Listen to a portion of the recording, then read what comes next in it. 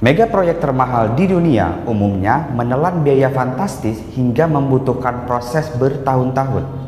Apalagi jika tidak sesuai rencana, bisa menimbulkan pembengkakan biaya. Belum lagi kalau dikorupsi. Berdasarkan laporan McKinsey, 98% mega proyek menimbulkan pembengkakan biaya lebih dari 30%. Oleh karena itu, perlu perencanaan matang agar anggaran tidak melampaui batas perencanaan. Jadi tonton sampai akhir karena aku udah kumpulin data-data tentang 5 proyek infrastruktur termahal di dunia.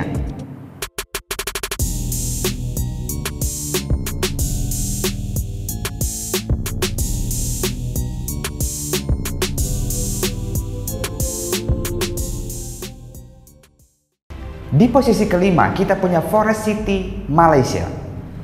Konstruksi proyek ini diperkirakan menelan dana sebesar 100 miliar US dollar atau sekitar 1.426 triliun rupiah.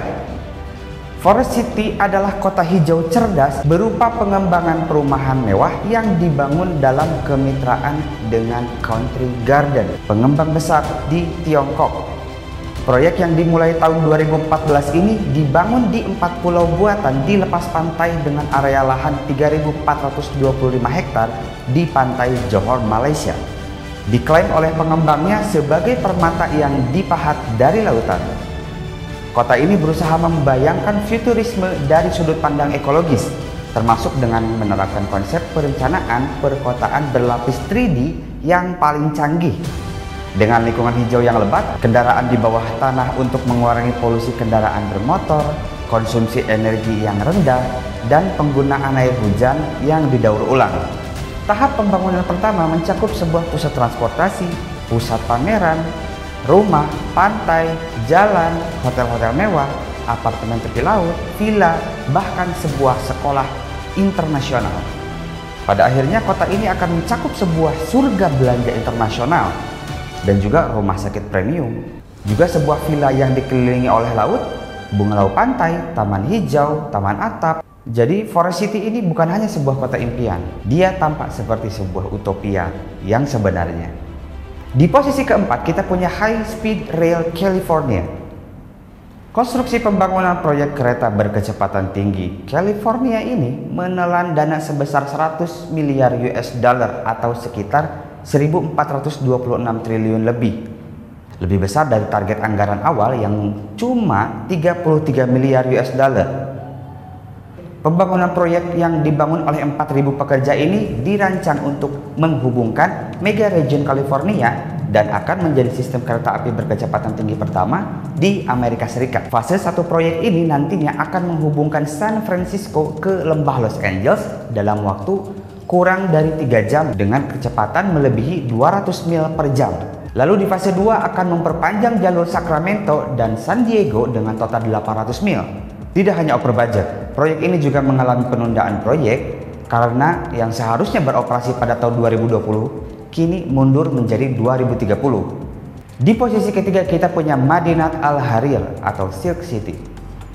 Konstruksi pembangunan kota ini menganggarkan biaya 132 miliar US dollar atau sekitar 1.755 triliun rupiah, di mana pembangunannya dilakukan secara bertahap selama 25 tahun sejak 2019 lalu.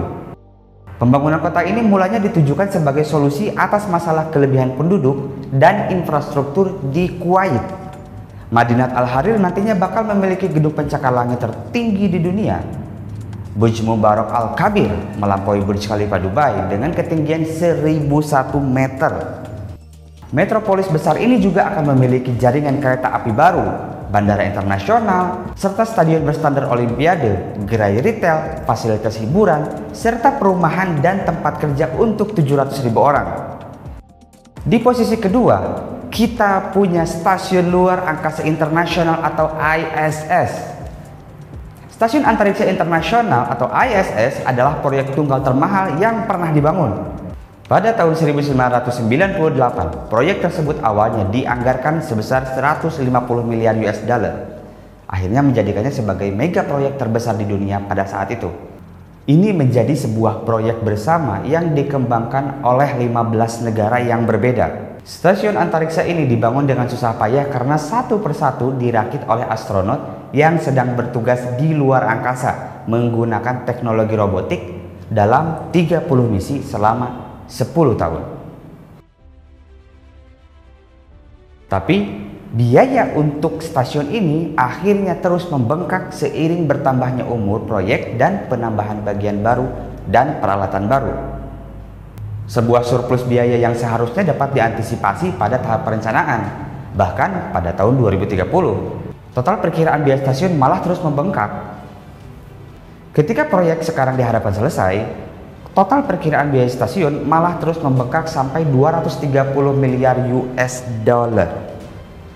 Beberapa sumber berpendapat bahwa total seluruhnya akan mencapai 1 triliun US dollar, melebihi proyek konstruksi antariksa lainnya seperti misi manusia ke Mars yang diperkirakan akan menelan biaya sebesar 40 miliar US dollar.